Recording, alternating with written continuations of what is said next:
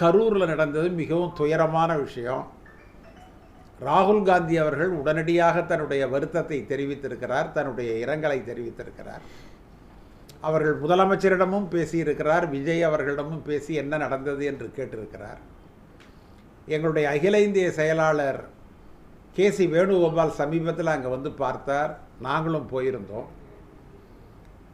ஒரு கமிஷனை வந்து முதலமைச்சர் நியமித்திருக்கிற காரணத்தினால நாம் வந்து ஒரு கருத்து சொல்வது அவ்வளவு சரியாக இருக்காது.